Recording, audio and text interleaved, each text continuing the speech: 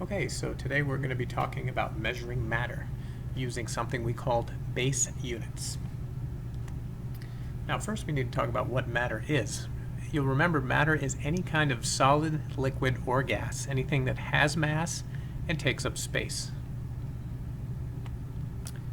We can take three measurements for any kind of matter.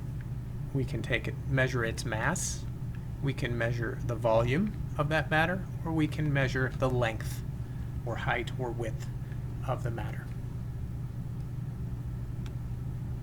When we measure the mass, what we're really looking for is the amount of matter in that object. How much solid or liquid or gas is in that particular matter. The base unit for this is the gram. Now how much is a gram? Just so you get an idea, a paperclip is about 1.5 grams, so not a lot of mass in 1 gram. If you take a look at a cell phone, a smartphone, it's somewhere between 150 to 200 grams, depending which one. And what about gases? Do gases have mass? They do. Not a lot, but they do have mass because they are matter.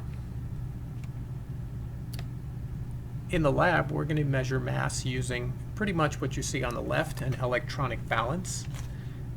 It's not called a scale, it's called a balance. And you may see a triple beam balance, or you may have seen one of those before, like in a doctor's office, but we're going to use the ones on the left. They're a little more accurate.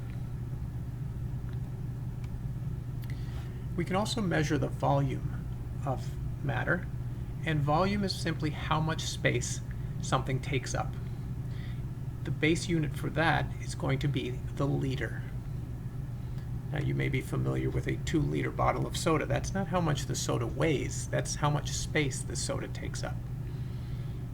2 liters. You can also use liters to measure something like a giant swimming pool. That's about 2.5 million liters.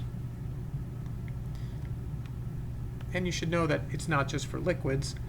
Solids definitely have volume, and gases also have volume, right? They're matter, they take up space. In the lab, we're going to use two things, mostly graduated cylinders to measure the volume. Those are the cylinders you see on the left. We may also use volumetric flasks later in the year. But these are the things we use not just to measure liters, but parts of a liter, fractions of a liter.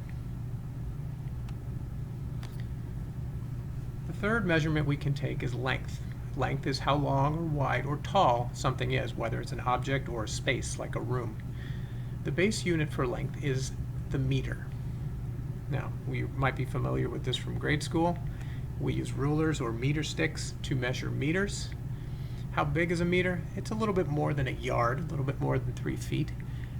And a typical person is between 1 to 2 meters tall. And if you're a basketball player, you're probably a little taller.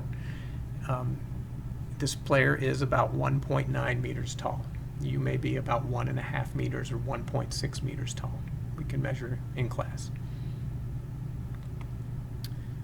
So those are the base units. We're also going to talk at some point about prefixes. What do we do if we have millions of liters or fractions of a liter? But for now, we're going to worry about base units, and we need to review that grams are the base unit to measure mass. Liters are the base unit that measures volume, and meters are the base unit to measure length. That's it for now.